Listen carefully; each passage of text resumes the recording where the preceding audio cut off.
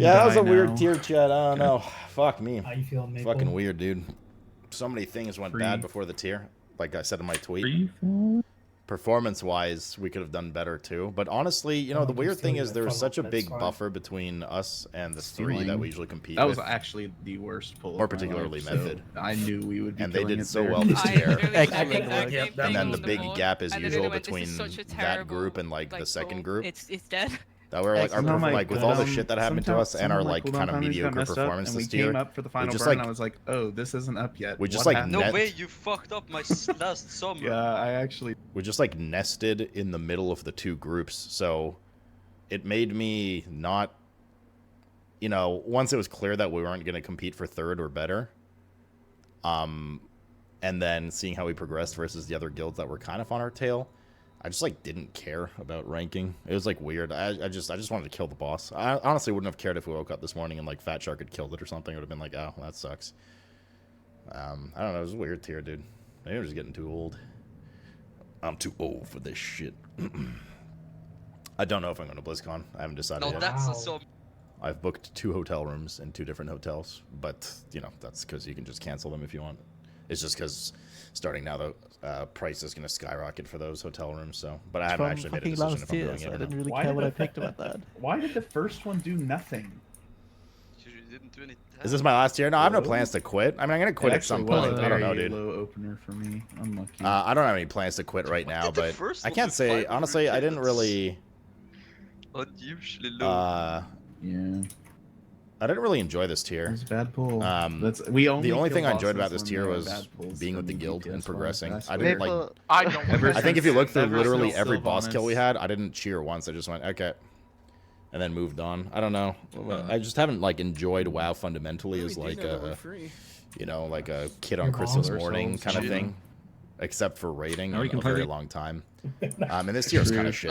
Time to play all. So it's kind of like, I'm gonna farm some rep. but I do enjoy raiding with the guild. Otherwise, I wouldn't do this anymore. But no, I don't have any plans to quit yet. But I mean, you know, all good things come to an end. And I feel so underwhelmed. Why? I think deep down as like a human being, it still kind of pains me that I don't have a world first, considering all my time spent with this game, or like a substantial world first. I've had world first on a few important bosses, but I've literally actually still never gotten world first. What was the biggest tragedy? Does anyone know? Just didn't work out for me. Bring it in. So I think ultimately deep down, I kind of still want to try and get one. That's what Crystal somehow. Would you say, Ryan? But as time goes on, I'm starting to care less and less about it as well. You know what I mean? Of Sarkareth. At some point, I don't want to be like 50 years old and be like, come on, boys, let's get that world first. Or maybe I am. I don't know. Okay. The tier itself was like I said, the bosses, they were like, okay, man. Oh, I mean, I am gonna play Evoker. I mean, we've had this discussion like a million days already, a million times already over the phone. The past few days. My neighbor gave me over the past few days. It's I don't know. The tier is very dissatisfying for Race to World First, guys. As you can see, a lot of the Echo guys have complained about it too, and it was just not. It's just not fun to do hundreds of hours of preparation for a 2 pump chump tier, right? Something that's over. I mean, for us, it obviously took a little longer because we didn't play that great and all the other problems, whatever. But you know, for like the Race to World First, like it was literally 3 days, right? Of actual mythic progression. And it's just kind of dissatisfying. So that was kind of a bummer too, and it made the tier not enjoyable, despite some bosses actually being pretty good. Like actually, surprisingly, like Neltharion, I didn't think I would. It was pretty fun. Sarkareth was actually quite a good fight too, that kind of stuff. But in a sense, it's a little marred by its difficulty and shit, which is, yeah, I don't know, is what it is. I understand this is very much a like Race to World First, no life, neck beard problem, for sure it is. But you know, it is what it is. That doesn't mean human emotion can't play a part. I'm right there with you, 50 years old, playing WoW rating Mythic. Oh, yeah, brother. Right. Right at MMO World First at 60. Let's do it, dude. From a viewer perspective, the short Race to World First is a lot more enjoyable to watch. Is it? I don't know, man. I've heard both, right? I don't think that's an objectively true fact. I've heard a lot of people saying it's not very fun, especially when half of it was literally just splits and the other half was mythic progression. Like, a couple of the bosses were fun. I think it just depends on, like, do you like to see, like, you know, what's worse for you? What, Cat? You're not getting food yet, dude. Stop. Like, what's worse? You know, doing like a 300 pull boss and then you just kind of zonk out and you're bored for 250 of those pulls, or the satisfaction of doing something so difficult and then the big payoff and like huge satisfaction of killing it. I don't know. Right? That's like a viewer, right?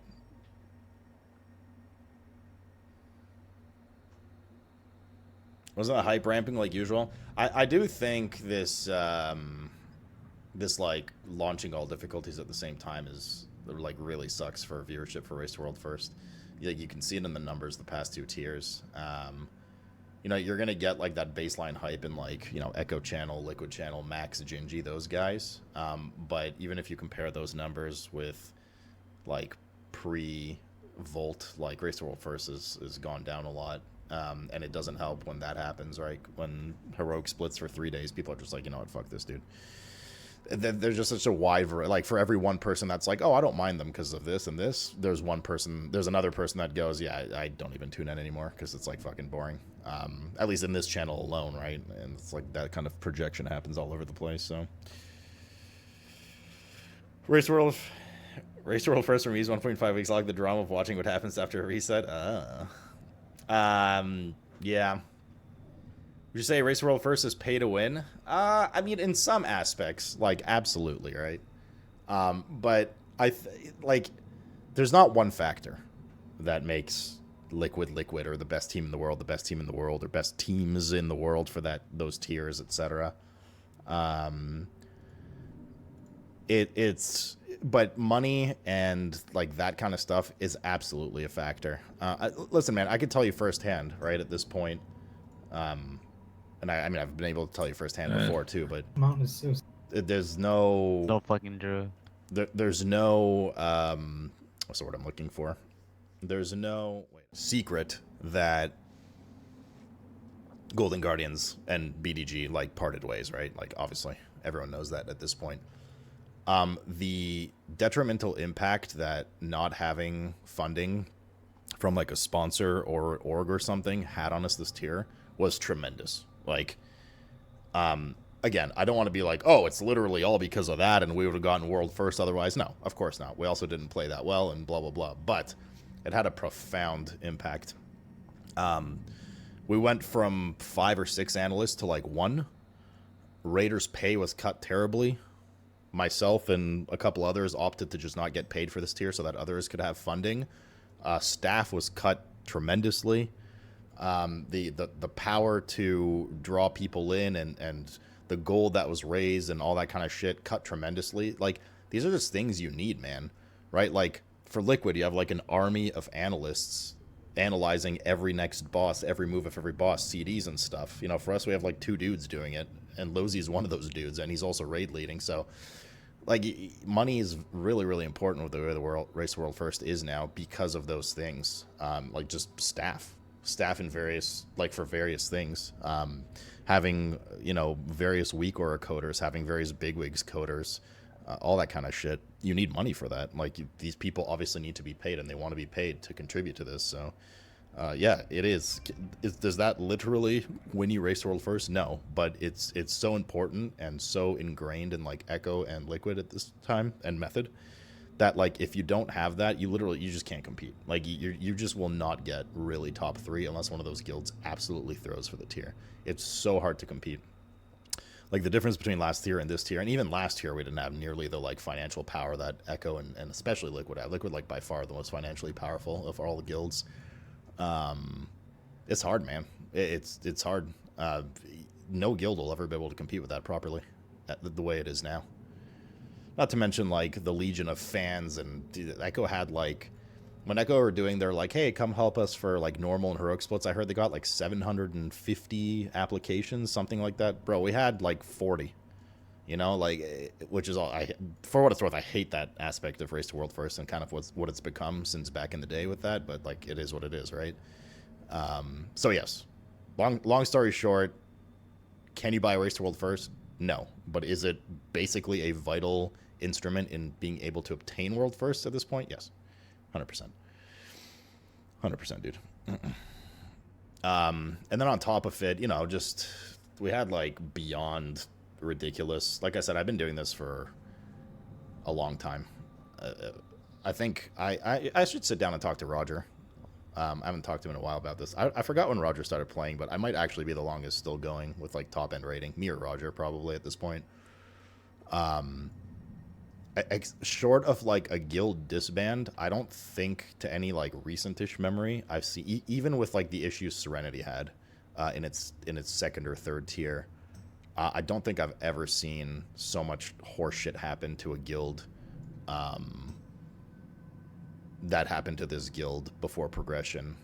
Bro, we had one of our main warlocks who we geared to the teeth and got ready and stuff literally quit 3 days before progression. We had another mage quit not long before that. We had tons of people quit from burnout. We had like 4 players poached to liquid because money, and obviously wanting to be some of them wanting to be in a better environment for world first. It was crazy, dude. It's crazy. Like we had one of our like onesies a boomkin. He had to swap to warlock. Like we're jumping through hoops to make things work. 3 days, yeah. One of our guys quit 3 days before. Like one of our warlocks, like literally right before prog. It sucks. So yeah, so you know what? 4th is not great overall for at least the scope of what we want, and we weren't even that close to 3rd and stuff. But man, the fact that like we still pulled it together for that, I gotta say I'm happy enough with that for this tier. The nature of Race World First being effectively seasonal makes it hard to keep that staff around. Yeah, right. I know that's very suck before the Sorth I was for you in BDG. Thanks, man. Thanks, guys, for hanging out. But yeah, no, I don't know. I don't think there's any plans like the guild disbanding, obviously, anything like that. I think at this point it's like, and I don't know if you guys, you know, whoever's around, we've had this discussion a few times before Race to World First and one a few days ago again. Esports in general is not great right now, which is a big component to why GG dropped BDG. It wasn't like oh, we hate you guys, we hate each other, let's part ways. They just substantially cut funding from esports and World of Warcraft, and even the guy at GG Esports doesn't even work there anymore. And the world of esports in general, I've said it a few times, is really going down the shitter at the moment financially. A lot of orgs have cut, a lot of orgs have disbanded, a few orgs have disbanded. A lot of top dudes like Mike Milanov from Liquid, a good buddy of mine, like leaving. Because there's a lot of sponsors that don't want to buy into esports right now and aren't buying. If esports isn't making money, they're going to stop investing money into their esports. WoW, being exactly not the most popular esport, or even technically an esport, is one that gets cut basically right away. I mean, every org you can possibly think of, chat, was reached out to once the GG news came in. Like a fucking list of like 20 orgs. Most either didn't get back or were like, sorry, or like we can't fund this, or we're not interested. And at this point we've been ghosted 2 or 3 times by orgs that wanted to pick us up, and then at the last second we're like, nah, you know what, never mind. Like we were lined up, I don't want to like say the orgs, but they're popular orgs. We were lined up to actually announce a new sponsorship close to this tier, and they're like, nah, you know what, let's see after this tier how things go. And we're like, okay, great. Last year we had that's something we can talk about because it was a while ago. Last year we were literally on the doorstep of signing with C9, and they restructured their entire shit. A bunch of people got laid off. Something happened with their CEO. Just never happened. Like literally like on the doorstep of like, let's sign off with C9. Nope. See ya. And we're like, okay. So it's not easy, dude. So I mean, at this point, like we're already on the hunt for that, right? So, but yeah. Even Echo, I know for a fact, had difficulty getting sponsors for their event. I know for a fact because I've been streaming for 11 years, and I know a lot of people outside of WoW and in the streaming community. So I hear what goes on and which management groups are reached out to for sponsors and stuff like that. So, do you think it would be easier to get funding or compete if Mythic went 10-man? No, I don't think it's anything to do with roster size directly. Part of it is just that it happens every 5 to 6 months. Part of it is that it is not like an official. One of the big things is it's not an official esport. It's not really. Let's stop calling it an esport, chat. It's not an esport, all right? But it's not like a big official Blizzard thing. It's literally just a community-run event, which ironically has like provided that dichotomy of both. It is super fun and has grown crazily over, you know, its 2 decades of existence, but also simultaneously, ironically, is also part of what's detrimenting the Race to World First, because it's all user made, right? Now, you know, things like, hey, let's release all the difficulties at the same time, while I agree it may be better for the health of the game overall, which is still arguable in my mind, because I've talked to plenty of people that raid casually or semi-hardcore, and they're like, they don't like it either, but whatever. You know, so that stuff doesn't help viewership for Race to World First, because people are like, I don't want to watch 3 days of splits, I'm out of here.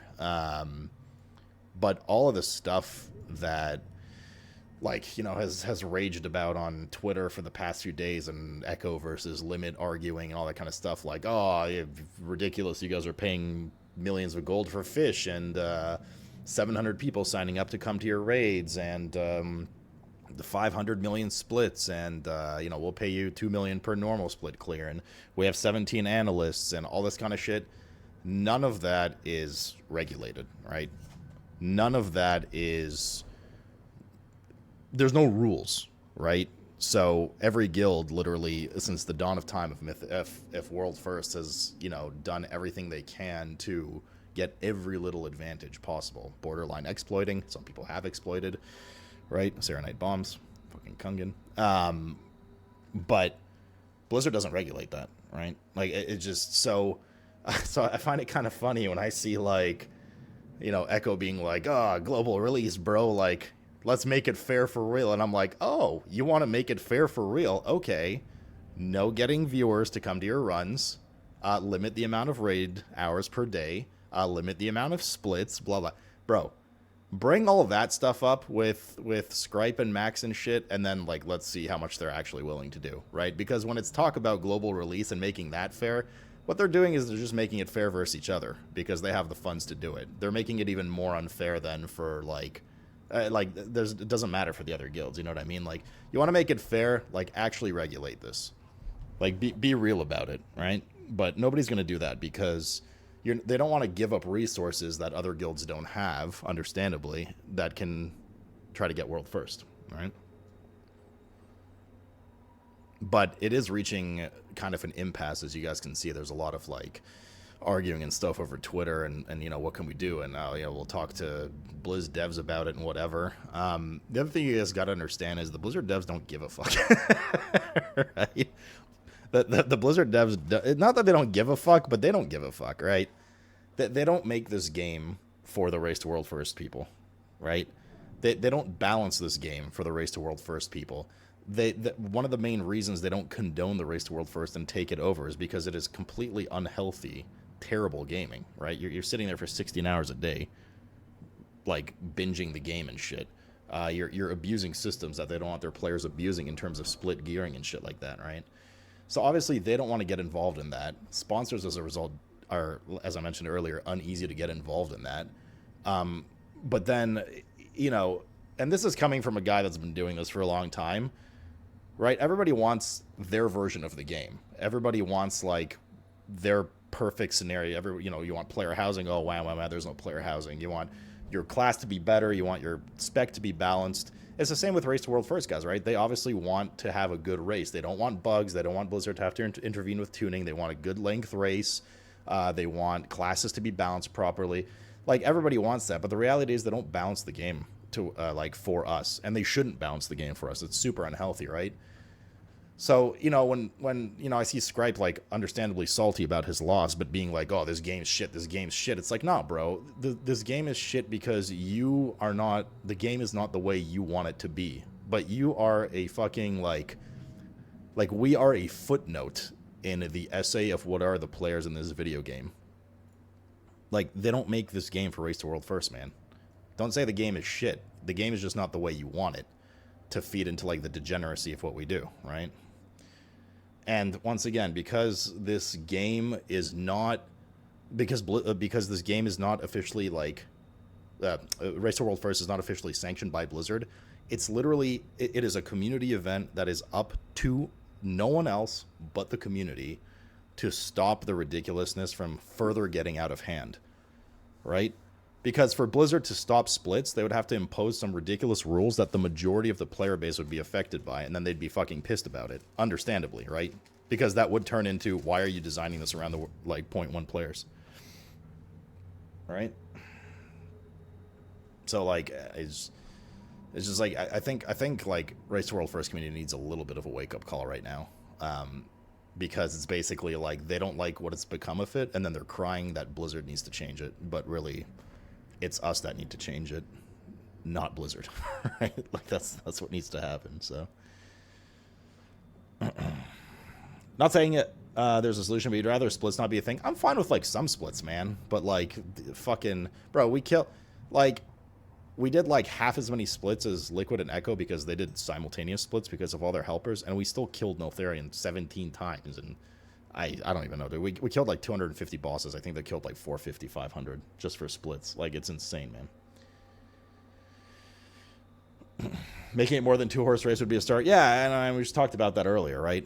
And this isn't, listen, man, I know this is going to be clipped and circulated, and this isn't like a complaint or like, oh, wow, we did bad this tier, or like, oh, I bet you Liquid or Echo would lose if this happened. No, it's nothing like that, man. It's not like strats and player skill and synergy don't matter, because they're hugely important too. But I mean, like, we need to address the elephant in the room here, man. Like, you can't just keep pointing the fingers at Blizzard. Like, is Blizzard perfect? No, they've obviously fucked up a few times. Razageth, you know, I don't even want to say gearing this tier, because gearing, again, got out of hand because of Race to World First. But, like, they have missteps, for sure. But because this game is not made for Race to World First, bro, it's going to be another tier or two before another Razageth incident happens. It's going to happen every fucking tier. Like, dude, I will eat my own ass. That was just a general point. However, aside from that point, like, bro, a tier or two, there's going to be another ridiculous boss that is just going to be, like, overtuned, and Race to World First is going to get there, and Liquid's going to get there first, and they're going to be pissed because they're bottlenecked for 18 hours, and then Echo catches up, and Method catches up, and we catch up, and whatever, and then they're like, oh, this is so stupid, the tuning, like, fuck you, Blizzard, do better, and Blizzard's like, oh, yeah, you know, like, what do you expect, man? Like, this game is not made for that, and it's a massive PvE game. It's not even, like, a small-scale PvP. Like, what the fuck? Like, this is just gonna happen. But, bro, trust me, I've seen this every expansion this happens. Tomb of Sargeras, oh, yo, sorry, bro. We'll never make anything as hard as Sargeras and Avatar again. That was way too over the top. Meanwhile, in Sepulchre, oh, guys, listen, we're never making anything this hard again. Emerald Nightmare, okay, we fucked up tuning. Nothing will ever be this easy again. Aberrus, right? Like, fuck, dude, it happens. It's give it an expansion, and we'll have another Sepulchre. Every fucking time, dude. It's without fail, man. History repeats itself. And people are saying this is an easy tier. Next one will be harder. You know, there's a lot of talk going around now. It's like, well, did Blizzard intend for this difficulty? I believe no, because I think it was a one-off. But there's a lot of people being like, and even I suggested it, like, what if this is just the new difficulty of Mythic, right? What if they're just pulling back a bit? A lot of people in the more casual or semi-hardcore community, at least from what I saw across social, were pretty into that idea. They really were. And I don't blame them.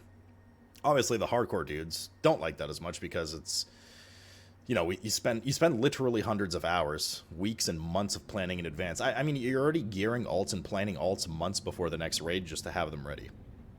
You gotta find weak ores, guys, find staff, all that kind of stuff. But you know, but this is the thing, right? The argument is that, you know, I think the shallow argument is like, hey, Blizzard, make these bosses harder because we spend so much time prepping for them, and it's really dissatisfying when we kill them. No, man. The argument should be, we need to stop the amount of hours we're investing into preparation so that this doesn't happen anymore, right? Like, or Blizzard somehow nerf preparation, right? Like, that's what needs to happen. They shouldn't be making bosses that take 300 attempts for Echo to kill, and then fucking, like, Timmy Billy's little guild over there will literally never kill the boss until trickle nerfs come in 5 months later. Like, that's not how it should be, dude. As an uber casual, I love the idea of them pulling back, but I also think that designing mechanics that almost require recourse isn't a goal they need. Well, okay, so this tier, they came out with private auras now, chat. Crafting orderman. They came out with private auras, which are auras that you can't directly interact with through weak auras and assign. One of them, for instance, was the heart mechanic on Neltharion, like those big orange circles that you have to run out of the raid. you couldn't weak aura code them to be like, you go to this position, you go to this position. So all you could really do with them is know that you got them and then pre-assign spots, right? So I have a feeling that's something they're probably going to more heavily explore in the future, which is a good thing. But I mean, you know, they always say that they design a lot of mechanics with weak auras in mind. It's just a staple of the video game at this point. This is the worst the global release has been because maintenance wasn't insane and Liquid didn't get hard blocked. This is the first time in any recent memory that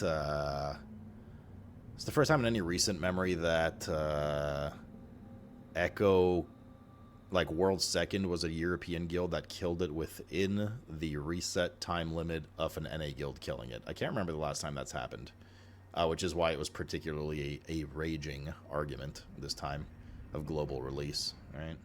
Neltharion seemed like the only boss of the Giga Brain. Yeah, and then on the flip side, now Neltharion has the map, you know, the mapping weak aura, the hexagons. Echo spent more time with the boss anyways. I don't know if that's true. And I'm not saying that as like a loaded, like, fuck you, how dare you disagree with Echo. I literally don't know if that's true because Liquid's pull count on Sarth on Sark rather, is not accurate, right? Because when they did it, when they went off stream to test, they turned off all their parsing and logging for Warcraft logs and shit. I don't believe their pulls were recorded after that point. So I think they had a fair bit more than 110, but we won't know. I mean, we did a /who on Liquid before we went to bed that night at 2 in the morning, and they were still in there pulling. It backfills? I don't think it did in this case. I think they were at about... What were they at before they stopped streaming? Because I'm pretty sure it was 110. It was an accurate pull count? Oh, it was? Okay, so that means that they were 80 and then must have gone up off stream. Okay, so then I'm wrong in this case. I thought they just made their logs private and then they were supposed to show up. Yeah, no, maybe you guys are probably right. You guys are probably right. I thought it wasn't added, but it was. You guys are correct in that case. Josiah tweet, who got poached from the guild? Dazer, Machi, Spen, all got poached by Liquid. Yips, who quit and said he wasn't coming back, and when we asked him if he's coming back, he said no, and then we found out he's tanking for Liquid, so I guess semi-poach. The tier before that, Smacked. There was one more. I mean, we usually lose... On average, I'd say we lose a player or two to Liquid every tier.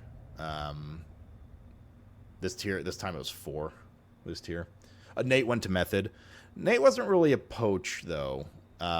What happened with Nate was Echo had a spot open up because Robin quit, and then Method also had a spot open up, and Nate just really didn't like the schedule. He didn't want to be on NA, basically. So it wasn't like a direct, like, Method's like, hey, here's money, like, come to our guild. And he's like, see, I'm going to Method. He actually took quite a while to consider it and saw what happened, but he obviously went to Method in the end. So I group him more in the pooling of players that quit rather than got poached. To me, poached is like players are like, hey, just so you know, Liquid approached me and they're offering a lot of money, which is something we can't compete with. Oh, that's another thing, by the way. People are like, can you buy Racer World first? Money's important, man. Not just for staff and stuff, but I've said it a few times. A lot of apps these days that come through BDG and probably any of the top guilds. In fact, I know for sure any of the top guilds. Back in Legion, this was never a question. But now one of the first questions that comes from an applicant's mouth is, how much do you guys pay monthly? Because people want to be comped for their time. That's kind of what the norm is. And nobody pays as much as Liquid. Not even Echo. I think Echo pays half of Liquid's monthly. I don't know 100% those numbers for sure now, but they were pretty true a few months ago. So, when a player's like, hey, Liquid approached me, they're paying like fucking 4 times or whatever here and blah, blah, blah. I mean, we've had guys that are like, I love it here. I want to stay here, but like, I literally can't, I can't afford to, raid here, man. Like compared to that kind of money. So, they leave and they get money. BDG pays, not as much anymore, right? That was one of the pain points of losing the sponsor, right? We did have monthlies, and we had like much smaller raid payout this tier. Like I said, I and a couple other guys were like, yeah, I'm gonna just don't pay me. Like, pay the other guys more, pay the staff more. After this, we need a sponsor, right? We need a new org. So, does it feel frustrating being a pseudo farm team for Liquid? Yeah, I mean, it sucks, right? You know, in the same vein, though, for what it's worth, I mean, we know we've recruited a few guys from Imperative, so I'm sure Rig doesn't like that. I mean, it's just the way man, it's always been like that. It's like the business world. You players that want to go to the top work their way up through the fucking social ladder, essentially. But before, it was very much, you know, try to make guilds get better, like guilds getting better. If these guilds not getting better, I want to raid hard. I'm going to a new guild. But now money is a pretty substantial factor these days. Talent's going to funnel up. Yeah, it's hard to get the perfect storm, right? I mean, you need, like, if BDG, like, okay, let's say this tier we got second. Let's say we beat Echo. Not world first, but let's say we beat Echo. All of a sudden, you know, players are like, oh, you know, let's fucking stick around, bro. You know, good chance at world first here, good chance at whatever. But it's hard to get that level of stability if some of your players are like, well, I don't believe BDG's going to get world first, and Liquid offered me a position and they have a good chance at world first. Let me go to Liquid, right? So it's hard, man. I think Method, for instance, in my opinion, has made a good break towards that this tier. They've shown that they can hang with the top two. Not quite there yet, but like a substantial improvement over their past tier. And Method is one of those guilds, one of the 3 guilds that does have that level of funding, right? Like Method's always been its own org. So they have the money to pay for an event, to pay for analysts, to, you know, to cover up charges, any of that kind of stuff, right? So, so it's I mean, they're somebody to watch in the coming tiers and shit. For what it's worth, man, Scott and I are actually very good friends. Like, we go back a long time. I mean, like, Sko and I go back to the fucking Midwinter Blood Legion days, right? So, I mean, that guy and I have been through a lot, so, you know, I'll take jabs at him in, like, friendly measure. You know, what Method, the issues Method kind of did before with all that Josh stuff, that's no bueno. I stay out of that. It's not good, but it's a weird position, you know what I mean? Let's just leave it at that. When I was a rogue, no, I was never a rogue in Midwinter. That was way before that. I was a rogue in fucking Zulu Syndicate or whatever.